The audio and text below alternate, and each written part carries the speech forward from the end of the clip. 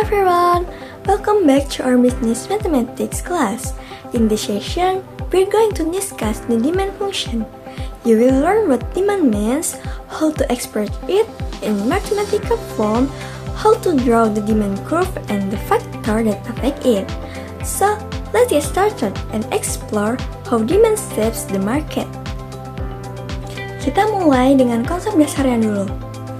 Fungsi adalah hubungan antara dua variabel, yaitu variabel bebas dan variabel terikat. Dalam ekonomi, variabel bebas biasanya harga, sedangkan variabel terikat adalah jumlah barang yang diminta atau ditawarkan. Unsur-unsur dalam fungsi terdiri dari variabel, yaitu nilai yang berubah-ubah, koefisien, yang menunjukkan seberapa besar pengaruh variabel bebas terhadap variabel terikat. Konstanta, nilai tetap ketika variabel bebas sama dengan 0. Fungsi membantu kita menganalisa bagaimana satu variabel mempengaruhi variabel lainnya dalam konteks ekonomi. Fungsi juga bisa digambarkan secara visual menggunakan sistem koordinat Kartesius. Sumbu X, variabel bebas, biasanya jumlah barang adalah Q. Sumbu Y, variabel terikat, biasanya harga atau P. Contoh fungsi sederhana. P sama dengan 3 plus 2Q. Jika Q sama dengan 1, maka P sama dengan 5. Jika Q sama dengan 2, maka P sama dengan 7. Jika Q sama dengan 3, maka P adalah 9. Dari sini, terlihat bahwa semakin besar Q, maka P juga meningkat, menunjukkan fungsi linier dengan hubungan positif. Bentuk umum fungsi linier adalah Y sama dengan A plus BX. Keterangan, A adalah konstanta atau titik potong sumbu Y.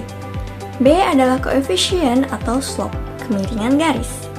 Contoh, FQ sama dengan 8Q plus 6.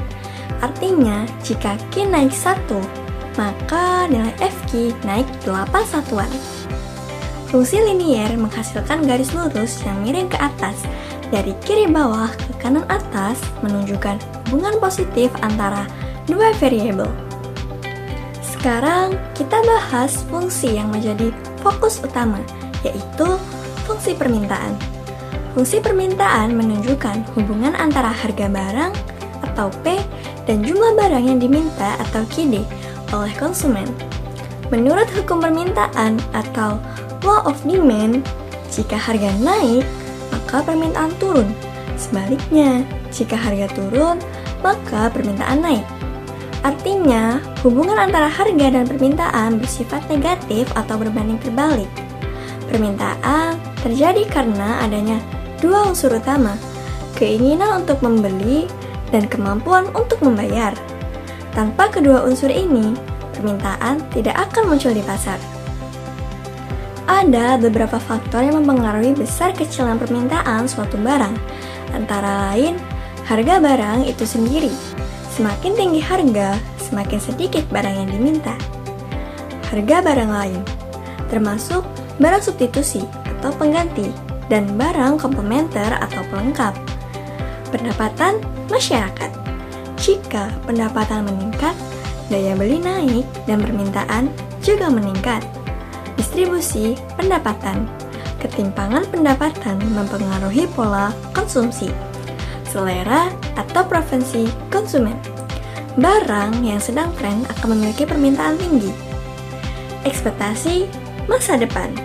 Jika masyarakat mempertimbangkan harga akan naik, mereka akan membeli lebih banyak sekarang. Fungsi permintaan dapat dibedakan menjadi beberapa jenis. Berdasarkan jumlah pembeli, permintaan individu berasal dari satu orang konsumen. Permintaan pasar, gabungan dari seluruh permintaan individu. Berdasarkan daya beli, permintaan efektif didukung keinginan dan kemampuan membeli. Permintaan potensial, ada keinginan tapi belum tentu mampu membeli, dan permintaan absolut, keinginan tanpa kemampuan membeli. Rumus umum fungsi permintaan adalah QD sama dengan A min BP. Keterangan, QD adalah jumlah barang yang diminta. A adalah konstanta atau jumlah barang saat harga 0, dan B adalah slope atau kemiringan. Contoh, A sama dengan 50, B sama dengan 2, P sama dengan 10. Maka, QD sama dengan 50 min 2 dikali 10 sama dengan 30. Contoh 2, A sama dengan 60, B sama dengan 3, P sama dengan 12. Maka, QD sama dengan 60 min 3 dikali 12 adalah 24. Kesimpulannya, jika harga naik, maka permintaan turun. Hubungan antara harga dan permintaan bersifat negatif. Dalam grafik permintaan, sumbu X adalah jumlah barang atau Q, dan sumbu Y adalah harga barang atau P. Kurva permintaan miring dari kiri atas ke kanan bawah menggambarkan hubungan berbanding terbalik antara harga dan permintaan. Contoh, QD sama dengan 50 min 2P. Artinya, ketika harga naik Rp1, maka jumlah permintaan berkurang sebanyak 2 unit.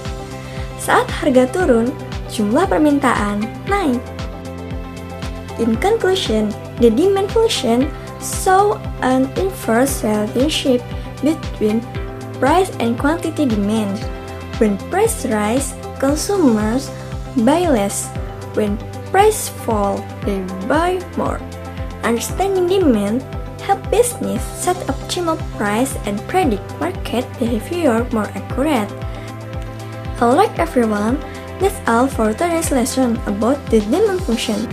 Thank you for watching, and I hope this session helped you understand how demand works in business mathematics. See you in the next video and keep learning with enthusiasm. Goodbye!